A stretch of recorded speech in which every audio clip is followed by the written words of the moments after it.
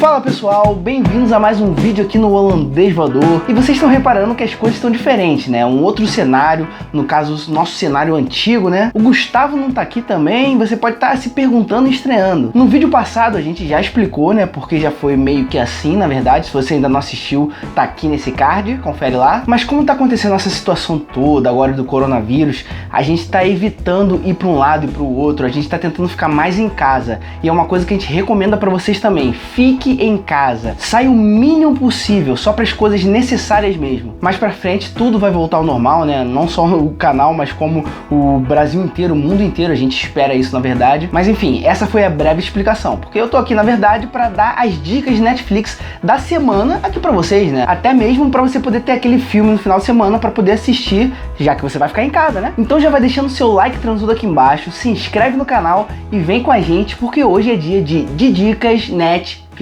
E o primeiro filme da lista que a gente tem aqui pra vocês é o filme Viver Duas Vezes. É um filme que não é tão famoso na verdade, mas que tá lá na Netflix. E quando eu assisti, eu tive que indicar aqui pra vocês, porque é um filme muito bom, cara. Um filme que não é tão famoso, né, como eu já disse, mas é aquele filme pessoal que você assiste e entende bastante também, porque você se coloca no lugar dos personagens, sabe? E o filme segue o drama do Emílio, que é um ex-professor universitário de matemática e que tá com Alzheimer, olha só. A gente acompanha ele e a sua família em uma saga, na verdade, para reencontrar um antigo amor e ao mesmo tempo, né, ele e a própria família também têm que lidar com a doença. E em paralelo a isso tudo, né, a gente tem os arcos dos outros integrantes da família, né? No caso, a filha, a neta e o genro dele, né, do Emílio. E esse filme, ele tem um tato diferenciado, né, porque ele é bem próximo de você. Você consegue se colocar no lugar dos personagens, até porque essas coisas muitas vezes acontecem de fato nas famílias, né? Não necessariamente a questão dele buscar um antigo amor, mas essa questão do Alzheimer, sabe? É uma doença que ela afeta muita gente de mais idade, no caso, os mais velhinhos. Então as pessoas às vezes até se identificam, né? Nesse caso, nesse filme, né? Porque já viu coisas parecidas por perto, com a família, com amigos. E a relação que existe entre ele e a neta, por exemplo, é uma relação muito diferenciada, que você não consegue ver tanto assim em filmes, sabe? Parece que esse filme ele é mais intimista, ele te pega de jeito nessa situação de você lidar com essa doença e a sua família também, então todo mundo é afetado de certa forma, lógico que o doente mais, né? Mas a relação dele com a filha também é bem conturbada de certa forma. O genro também tem uma personalidade diferente do que a família tem, então assim, é uma família disfuncional de fato, com os personagens muito cativantes na verdade, né? Que cada um consegue imprimir a sua característica ali no filme, você consegue entender cada personagem, por isso que você vai acompanhando, o filme vai caminhando até o final, você vai querendo saber o que vai acontecer depois. Enfim, é um grande filme que vale muito a pena você assistir. É o primeiro filme da lista, ou seja, a lista já abre, pá, assim, né, forte. Viver Duas Vezes, um filme de 2019 e que tem a nota 7.2 lá no IMDb. O próximo filme da lista que a gente tem aqui é o filme Vivos. Sim, Vivos, de 1993. Não sei se dá pra gente considerar um filme clássico, mas ele tem uma pegada cult, sabe? Porque esse filme é um pouco antigo e as pessoas falam dele até hoje, sabe? Um filme que tem um enredo bem diferente, sabe? Um enredo que chama muita atenção, você, enfim, quer saber, meu Deus, o que aconteceu nesse filme, nessa história? No filme, por exemplo, a gente tem aí o Ethan Hawke, né, esse ator aí que eu gosto bastante dele. Mas aí você me pergunta, né, sobre o que esse filme fala, Jonas? Me diz logo, porque eu já ouvi falar várias vezes, mas ainda nunca assisti. Um time uruguaio de rugby decide realizar uma viagem para sobrevoar os Andes. Só que em meio a essa viagem, um acidente faz com que o avião caia em plena neve, deixando só de 20 a 25 sobreviventes. Então você já vê essa questão que é bem complexa e, se eu não me engano, esse filme é baseado em fatos. Então por isso que deixa a história até mais interessante, né? De uma situação, de uma tragédia que aconteceu e o que eles teriam que fazer depois, né? Então presta atenção aqui. E logo, né, são enviados ao lugar vários aviões de reconhecimento. Mas por causa do péssimo tempo, o serviço é atrasado e posteriormente faz com que se desista de procurar sobreviventes. Ou seja, né, esses aviões de reconhecimento foram ali tentar achar pessoas sobreviventes desse acidente, não conseguiram achar por causa do clima ruim e aí acaba complicando tudo, né? E aí que vem a história bizarra do filme, né? Depois de uma semana sem comer, nessas condições, né, eles se veem ali num dilema. Ou você come a carne humana das pessoas que morreram nesse acidente, ou você que vai morrer de fome, no caso, né? Então, no caso ali, eles estão numa condição de que ou eles têm que fazer essa atrocidade, no caso, né, que é comer carne humana, ou você vai morrer. E o filme trabalha nisso, na verdade, né? Nesse dilema. Será que as pessoas vão fazer isso? Vão comer? Será que as que não vão comer não vão conseguir sobreviver porque não vão achar essas pessoas a tempo? Será que a religião conta também nessa situação?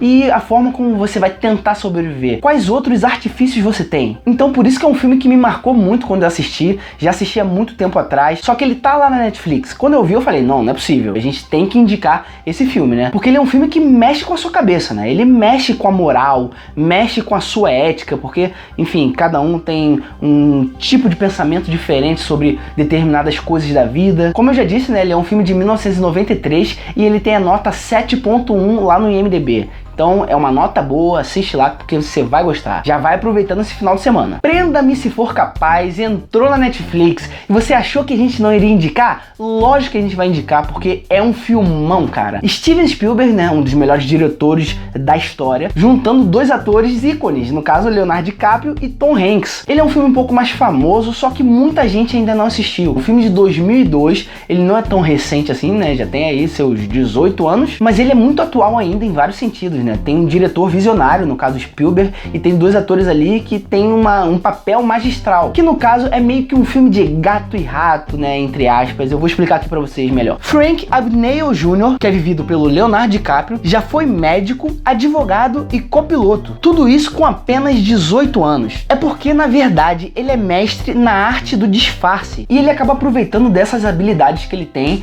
para poder viver a vida como ele quer, né? Praticando golpes milionários e tal, que faz com que ele se torne o ladrão de banco mais bem sucedido da história dos Estados Unidos só com 17 anos. Só que bem grudadinho na traseira dele, a gente tem o Carl, um agente do FBI que usa todos os métodos e meios que tem ao seu dispor para poder encontrar o Frank, né? E capturar também. Até porque, enfim, ele é um agente do FBI, com um dos maiores ladrões dos Estados Unidos. Por isso que eu disse no início da indicação que é um filme de gato e rato, né? É uma procura ali da polícia em cima de um ladrão muito bem sucedido. E esse filme acaba contando uma história real, né? Que é uma história de fato, baseada em fatos, e que com certeza é muito mais difícil de acreditar do que várias ficções que a gente tem por aí, né? Várias histórias meio bizarras, mas nessa, no caso, que é também uma história bizarra, é baseada em fatos. E o interessante é que esse filme é bem ágil, né? Muito ágil, ele é bem imprevisível nas decisões que ele toma, então você fica sempre pensando, caramba, qual é o próximo passo que eles vão ter? Quem vai estar na frente de quem? Parece que o Frank sempre está um passo à frente do Carl ou de qualquer outra pessoa da polícia, do FBI. Parece que ele consegue pensar de uma forma muito mais ágil. Ele tem um dom, na verdade, né? Que é o dom de conseguir se disfarçar de algumas coisas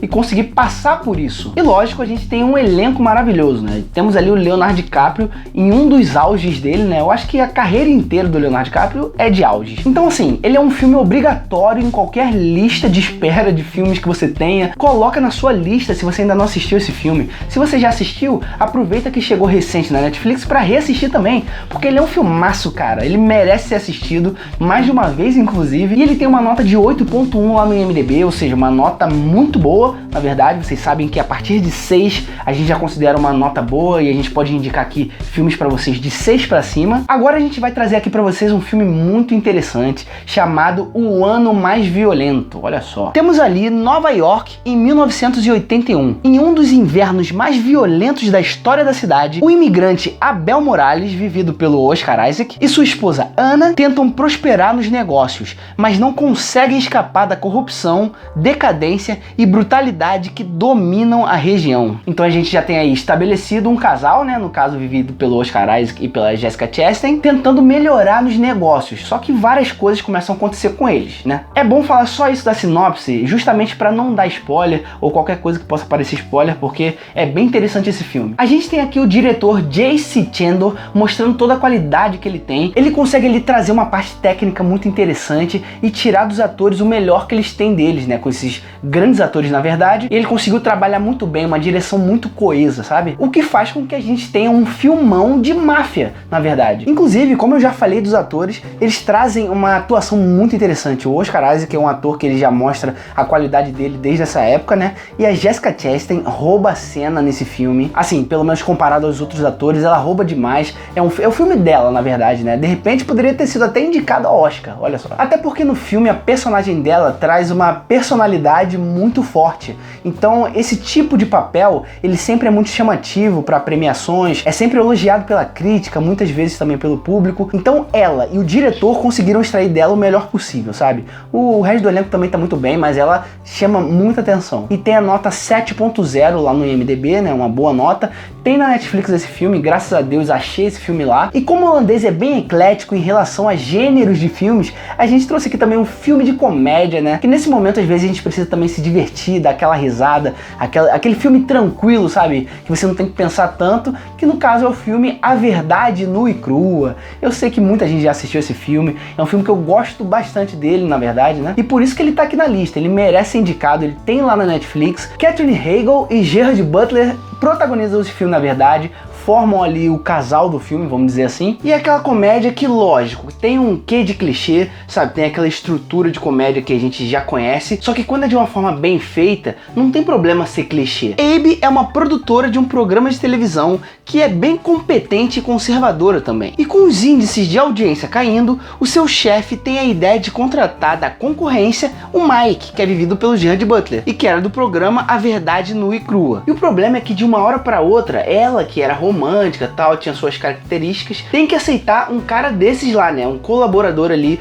do programa de televisão, que no caso era um cara machista, grosseiro, e achava que era especialista em saber o que as mulheres gostavam ou não. Sabe aquele cara que se acha galanteador, chato pra caramba, tá certo de tudo? Então, era essa a figura, na verdade. E por causa de algumas situações, né, das relações amorosas em baixa, ela resolve recorrer a ele, né, que era um cara que era especialista nisso, na teoria, pelo menos, pra fazer com que ela conquistasse o vizinho dela. Olha só, enfim, que bizarro. E aí as coisas degringolam, na verdade, começam a acontecer de uma forma diferente, o que torna de fato o filme interessante, né? E principalmente a química entre esses dois atores, né? Os personagens que eles criam ali. Existe uma empatia ali, na verdade, de nós pra eles. Assiste lá, é um filme de 2009 e tem a nota 6.4 no IMDb, vale muito a pena, confere lá. E esses foram os filmes da lista de hoje, né? Dessa lista da Netflix que a gente tem pra vocês. Então é isso, não esquece de deixar aquela martelada no like aqui embaixo pra ajudar a gente na divulgação desse vídeo. Se inscreve no canal se você é novo por aqui, pra continuar acompanhando vídeos como esses, né, que a gente traz toda semana. A gente indica filmes aqui direto da Netflix, da Amazon Prime também. Confere aqui embaixo na descrição do vídeo nossas redes sociais, principalmente o Instagram, segue a gente lá, até nos nossos pessoais. É isso aí e valeu!